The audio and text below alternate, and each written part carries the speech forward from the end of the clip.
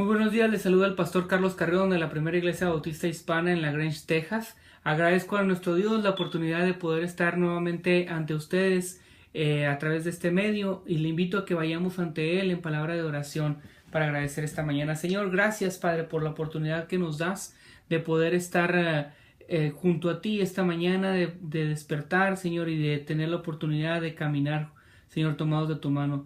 Te pedimos, Señor, que no nos permitas alejarnos de ti, que nos permita, Señor, seguir aprendiendo más de tu presencia en nuestras vidas y que tu palabra sea nuestra guía en todo momento. Señor, cumple tu propósito en nosotros y ayúdanos a nosotros a alinear nuestro corazón y nuestra mente a los principios, Señor, que tú tienes pensados, ideados para nuestra vida. Señor, te reconocemos como nuestro Señor y Salvador y te damos toda soberanía, Señor, en nuestras vidas. En Cristo Jesús te lo rogamos. Amén y amén. Seguimos, día 33 de Operación Jesús.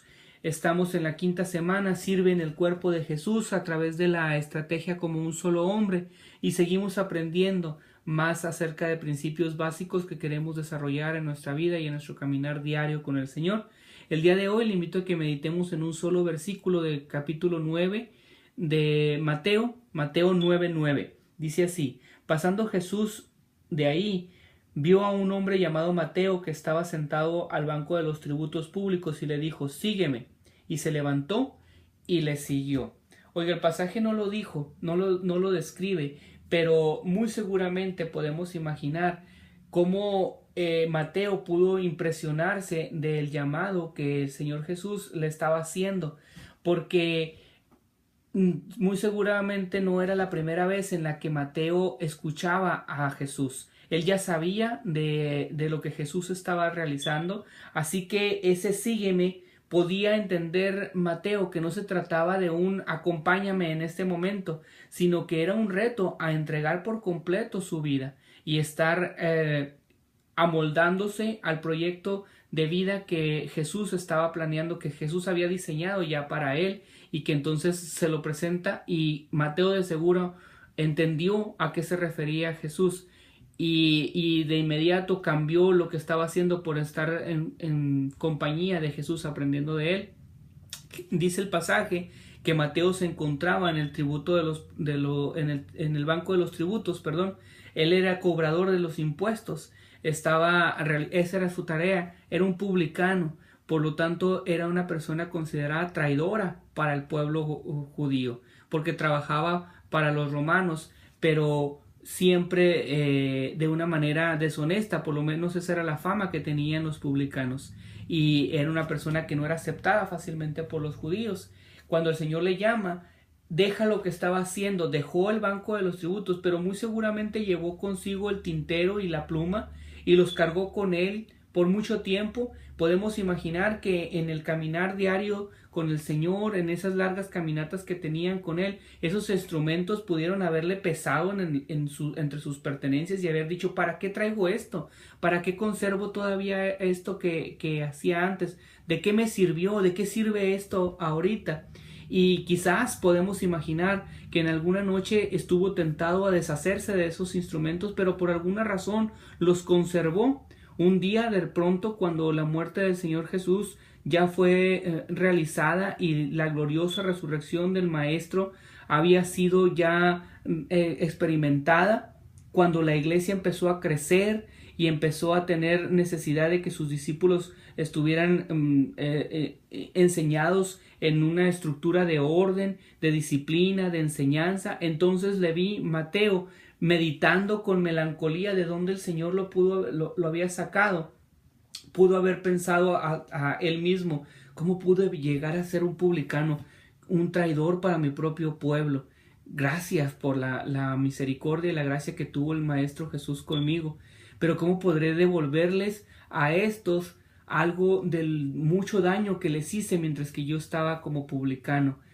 Y entonces se acordó de esos instrumentos que tenía, y podemos pensar que esos instrumentos de pronto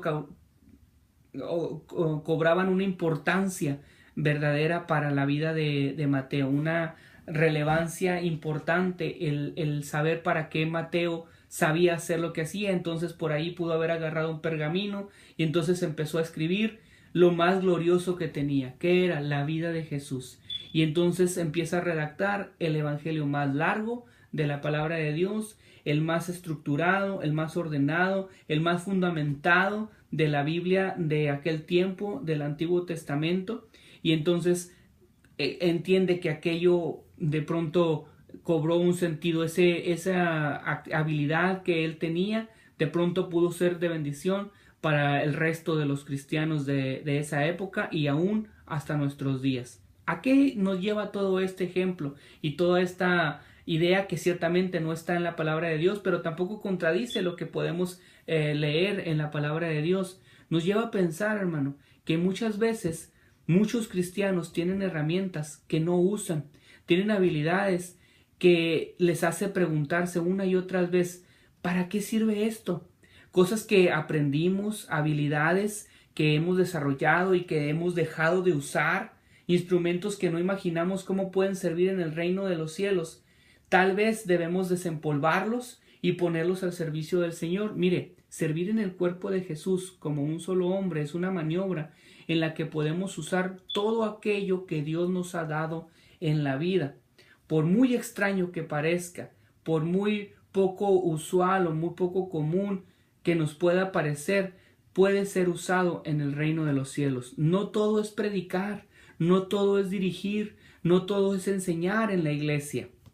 Lo que usted y lo que yo sabemos hacer puede ser usado por Dios. Recientemente tuve una plática con alguien, una hermana que tiene poco de haberse integrado a las células de nuestra iglesia, y ella recién está conociendo del Señor, acaba de aceptar al Señor Jesucristo como su Señor personal hace unos cuantos meses y está creciendo espiritualmente en una de las células. Ella es de profesión maestra, viene de México, pero tiene más de 20 años ya viviendo aquí en Estados Unidos y no ejerce su profesión de maestra. Y hablando de este tema, ella decía, ¿cómo puedo trabajar yo dentro de la iglesia? Y le hacía ver que dentro de nuestra comunidad hay gran necesidad de maestros. Y ella decía, pero yo apenas estoy aprendiendo, yo ¿cómo voy a saber? Yo todavía no domino la Biblia, yo todavía estoy aprendiendo de temas bíblicos, no sé. Y le dije, efectivamente, usted apenas está aprendiendo, pero los conocimientos y habilidades que usted tiene para enseñar son útiles para quienes ya estamos enseñando. Usted quizás no sabe, no domina todavía los temas bíblicos, pero sí domina estrategias de cómo estructurar una clase, cómo hacer que puede llamar la atención de un pequeño, qué elementos tomar en cuenta para que un pequeño pueda captar la enseñanza de mejor manera, cómo trabajar con los padres igual que con los niños. Muchas de esas herramientas que usted conoce en sus habilidades son útiles para nosotros. La hermana quedó pensando por un tiempo y dijo, tienes razón, quizás yo eso puedo hacer, yo puedo ayudar, y por supuesto es útil y es enseñanza. La hermana es recién convertida, apenas está aprendiendo a conocer del Señor Jesús como su Salvador y como su Señor, y seguramente no domina todavía algunos temas bíblicos, pero tiene herramientas que ya son útiles y que podemos utilizar dentro de nuestro servicio. Cuando los cristianos ponemos nuestro potencial en las manos de Dios, el trabajo de la comunidad se realiza como un solo hombre y el fruto se deja ver en abundancia. Se cuenta de cierto hombre que en alguna ciudad del mundo trabajaba como policía. Él, siendo policía, conoció al Señor como su Señor y Salvador personal, al Señor Jesús, y entregó su vida a Él. Pero en su desarrollo como policía, pues tenía contacto con la pobredumbre de la sociedad, con lo más bajo, con los valores más torcidos y más desgastados de la sociedad. Así que consideró que su papel como cristiano no era estar en contacto con ese ambiente. Así que él y su esposa empezaron a orar para que Dios le concediera otro empleo. Por razones familiares y económicas no podía dejar el trabajo así nomás sin tener otro empleo para poder sufragar los gastos que tenían como familia. Oraron por mucho tiempo y ninguna puerta se abría. No podía conseguir otro empleo. Hasta que por fin él cayó en cuenta y dijo a su esposa, creo que estoy cometiendo un error. Creo que Dios quiere que sea policía aquí. Entonces de hoy en adelante voy a cambiar mi oración y te pido que me ayudes a orar. Quiero que me ayudes a orar para que Dios me ayude a servir aquí en el lugar en donde estoy como policía. La oración de ambos cambió y entonces empezaron a pedirle al Señor que lo usara en el lugar en donde estaba.